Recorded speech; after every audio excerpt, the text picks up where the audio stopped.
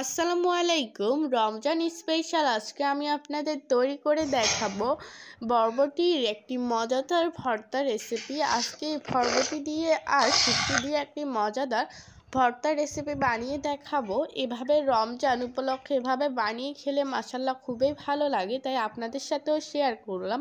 তাহলে শুরু করি।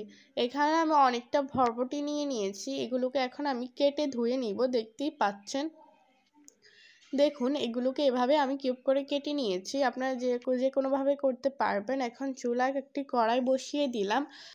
এখানে আমি কড়াইটা বসিয়ে তাতে দিয়ে দিলাম বরবটি, তারপর দিয়ে দিলাম এরকম আস্ত কয়েকটা কাঁচামরিচ, এগুলোকে আমি সিদ্ধ করে নিব। তাতে দিয়ে দিলাম স্বাদ মতো লবণ, দিয়ে এখন আমি পরিমাণ মতো পানি দিয়ে দিয়েছি। পানিটা দিয়ে এখন আমি নেড়েচেড়ে দিয়ে এখন আমি ঢাকনাটা দিয়ে দিলাম। পুরোপুরি সুন্দরভাবে এটাকে সিদ্ধ করে নিতে হবে। দেখুন কিছুক্ষণ ধরে এভাবে সিদ্ধ করে নিয়েছি।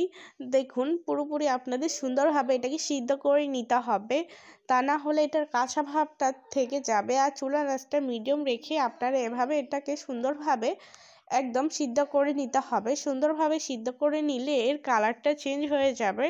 দেখুন কিছুক্ষণ ধরে এভাবে ভেজে নেওয়ার পর কিছুটা কালার চেঞ্জ হয়ে গিয়েছে, দেখতে পাচ্ছেন, বুঝতে পারবেন তখন এটা সিদ্ধ হয়ে গিয়েছে। এখন আমি এগুলোকে তুলে নিব।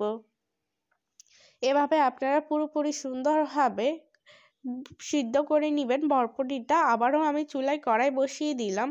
কড়াইতে দিয়ে দিলাম পরিমাণ মতো তেল। তেলটা গরম হতে এখানে আমি দিয়ে দিলাম আস্ত রসুন। রসুনটাকে একটু ভেজে নিতে হবে। দেখতেই পাচ্ছেন আপনারা, আমি যেভাবে এই ভর্তা রেসিপিটা আপনাদের তৈরি করে দেখাচ্ছি, এভাবে একবার হলো বাসায় বানাবেন।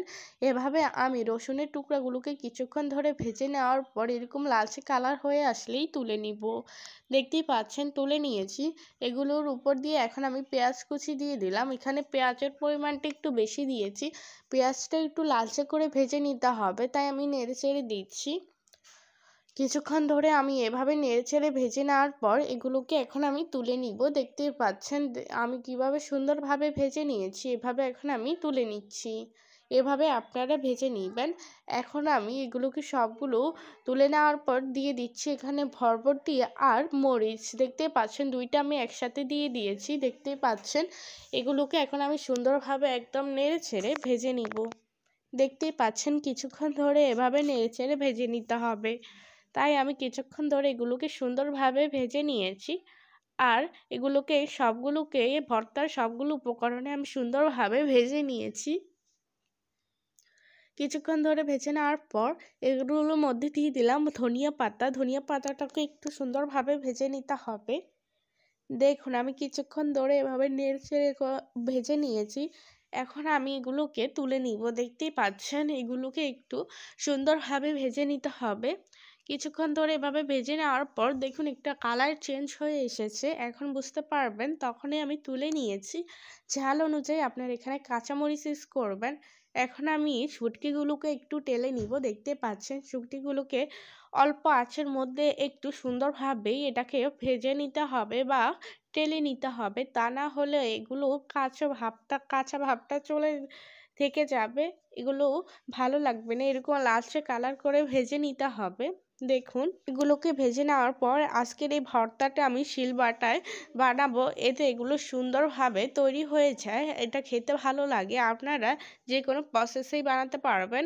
এখন আমি যেই মরিচগুলোকে টেলে নিয়েছি ওগুলোকে এখন সুন্দরভাবে একদম মিশ করে এটাকে একদম মিশ করে বেটে নিতে হবে। আপনারা যে ভর্তা বানানোর প্রসেসের পাত্রগুলো রয়েছে ওগুলো দিয়েও বানাতে পারবেন। এই ভর্তাটা আমি শিলপাটা বানাচ্ছি। এখন আমি সুন্দরভাবে মরিচটা বেটে নেওয়ার পর দিয়ে দিলাম শুটকিটাকে একদম সুন্দরভাবে বেটে নিতে হবে, তা না হলে এর কাঁটাযুক্ত হয়ে যাবে, এগুলো খেতে পারবে না। তাই পুরোপুরি মিশ করে এটাকে করতে হবে। বেটে নেওয়ার পর এখন আমি দিয়ে দিলাম রসুনগুলোকেও সুন্দরভাবে বেটে নিতে হবে।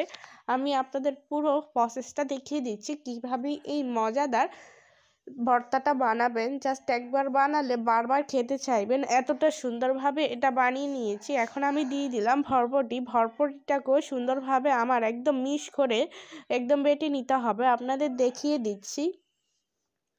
দেখুন আমি কিছুক্ষণ ধরে এবারে সুন্দরভাবে সবগুলো ম্যাশ করে নিচ্ছি। এখানে আমি কোনো রকম লবণ ইউজ করব না, কারণ আমি এগুলোকে সিদ্ধ করে নিয়েছি লবণ দিয়ে। এখন দিয়ে দিলাম পেঁয়াজ কুচি। আপনাদের যদি একবার হলেও চেক করে নিবে, যদি আপনাদের লবণটা প্রয়োজন হয় তাহলে লবণটা দিয়ে দিতে পারবেন, কিন্তু আমার এখানে লবণ প্রয়োজন হয়নি তাই এখানে লবণ কোনো রকম ইউজ করিনি। এখন আমি পেঁয়াজটাকে অতিরিক্ত বেশি করে ম্যাশ করে বাটিনি, কারণ এটা একটু আস্ত রাখলে খেতে ভালো লাগে।